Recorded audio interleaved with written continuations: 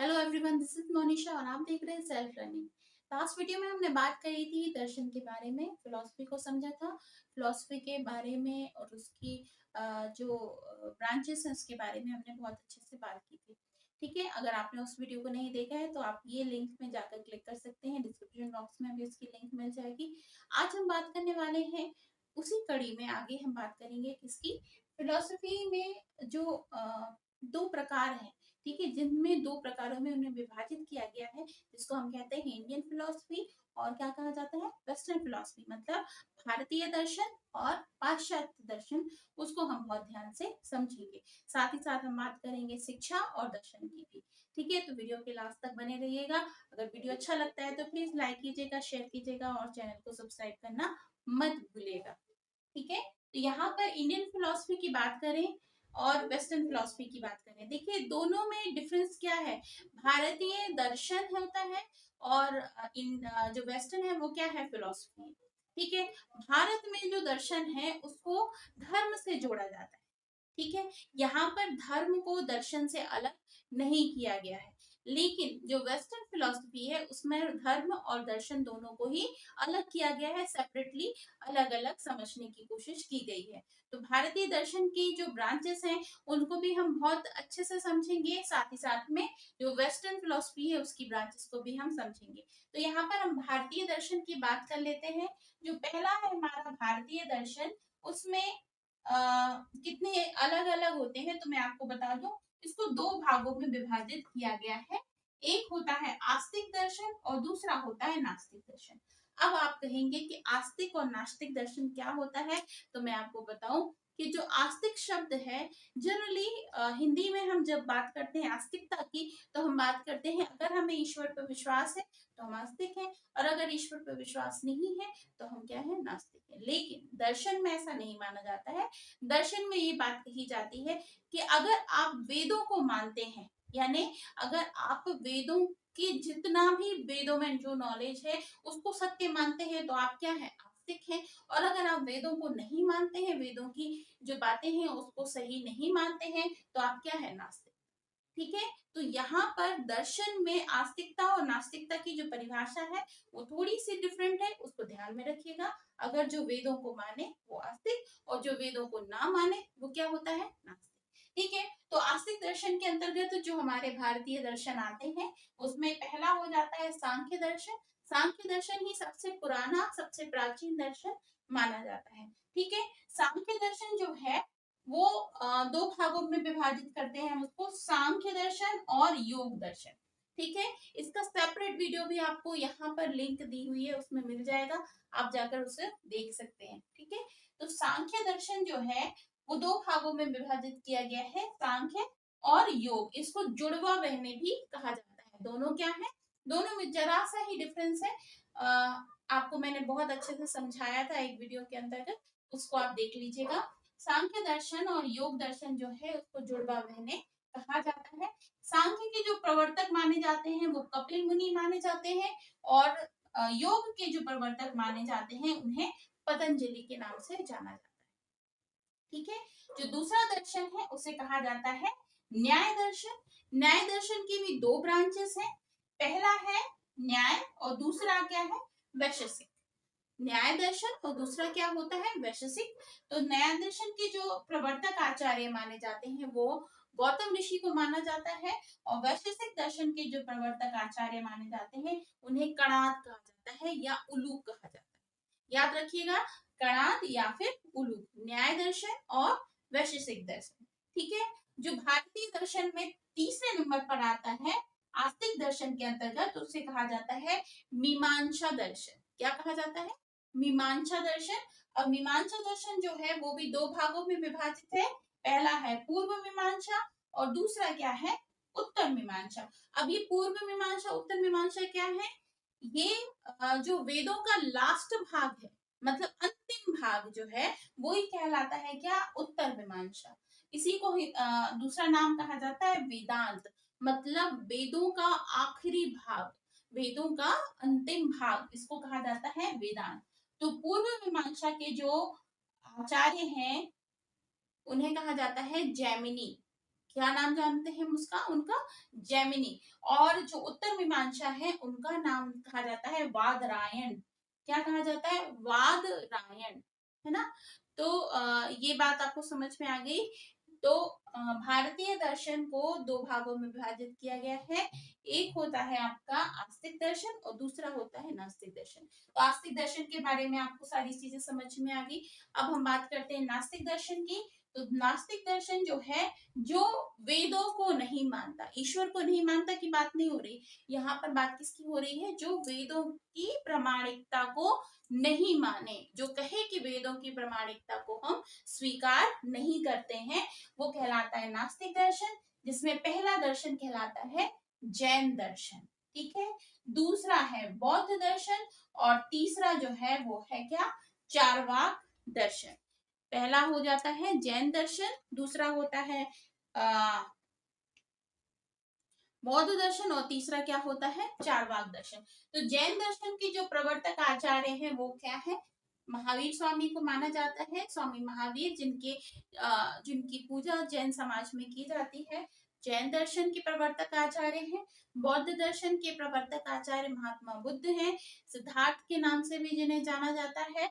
और तीसरा जो है चार्वाक दर्शन, चार्वाक दर्शन के जो प्रवर्तक आचार्य माने जाते हैं वो महर्षि चार्वाक माने जाते हैं। अच्छा, महर्षि चार्वाक जो दर्शन है वो सबसे सुखवादी दर्शन माना जाता है। चार्वाक दर्शन जो है वो क्या है? सुखवादी दर्शन है। इसलिए इसको दर्शन की कैटेगरी से कुछ लोगों ने अलग कर रखा है। कुछ लोगों ने कहा गया है क्या कि जो दर्शन की कैटेगरी है उसमें चार्वाक दर्शन को नहीं रखा जाना चाहिए, क्योंकि यहाँ पर जो है सारी बातें जो कही गई हैं वो क्या कही गई हैं कि सुख से जियो। जीवन जो है वो आपको एक बार मिला है, आपको इस जीवन को इस तरह से जीना है कि यही आपका अंतिम जीवन है। तो जितना भी सुख आप इसमें अचीव कर सकते हैं वैसे करो। इस थिंकिंग की वजह से कुछ लोग इसको दर्शन की कैटेगरी में नहीं मानते, ठीक है। लेकिन हमें जो लिखा गया है हम उस चीज के बारे में समझेंगे।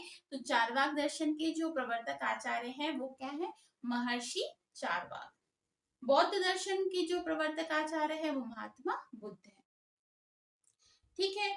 और जैन दर्शन के महावीर स्वामी। सबसे क्लिष्ट दर्शन जो कहा जाता है वो जैन दर्शन है। इस पर एक सेपरेट वीडियो बना हुआ है जैन दर्शन पर भी, चारवाक दर्शन सॉरी बौद्ध दर्शन पे भी, तो आप जाकर देख सकते हैं। लिंक आपको यहाँ पर मिल जाएगी, ठीक है। तो उसे आप जाकर देख सकते हैं। डिस्क्रिप्शन बॉक्स में भी आपको इन सब की लिंक मिल जाएगी। साथ ही साथ में मैं आपको बता दूं कि ये तो हो गई किसकी बातें? भारतीय दर्शन की। अब हम बात कर लेते हैं वेस्टर्न फिलोसफी, मतलब कि जो पाश्चात्य दर्शन है उसकी बात कर लेते हैं, ठीक है। तो वेस्टर्न फिलोसफी की बात आप इसका स्क्रीनशॉट ले सकते हैं, नहीं तो जो वीडियो मैंने आपको बताया है उसमें जाकर आप पूरा का पूरा देख सकते हैं। आपको नोट्स मिल जाएंगे। इन सारे नोट्स की जो पीडीएफ है वो मैं अपने टेलीग्राम चैनल पे भी शेयर कर देती हूँ, तो आप वहां जाकर भी देख सकते हैं, ठीक है। और डिस्क्रिप्शन बॉक्स में इसकी लिंक मिल जाएगी, वहां जाकर भी आप देख सकते हैं, ठीक है। चलिए, तो यहाँ पर मैं आपको बताऊं पाश्चात्य दर्शन की बात।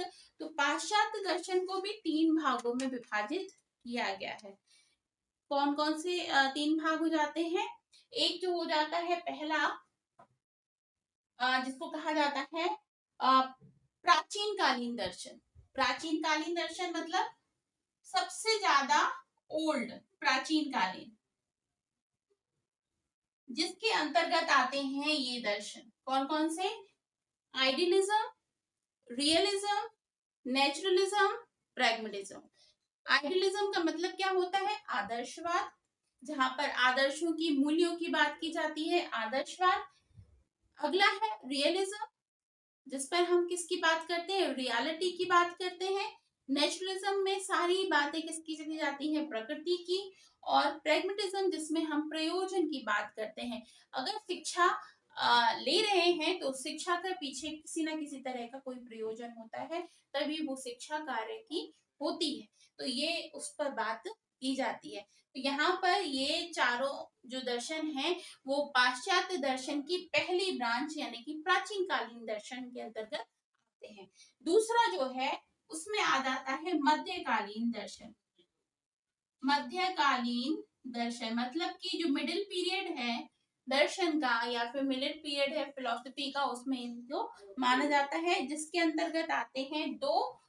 जो फर्स्ट आ जाता है एपिस्टेमोलॉजी, यानी जिसको हम कहते हैं अस्तित्ववाद, सॉरी एपिस्टेमोलॉजी कह रही हूँ मैं, एग्जिस्टेंशलिज्म क्या कहा जाता है,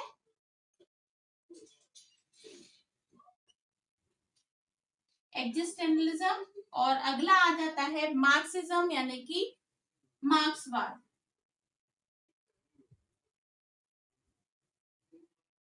इसको कहा जाएगा क्या, अस्तित्ववाद, और ये होगा मार्क्सवाद।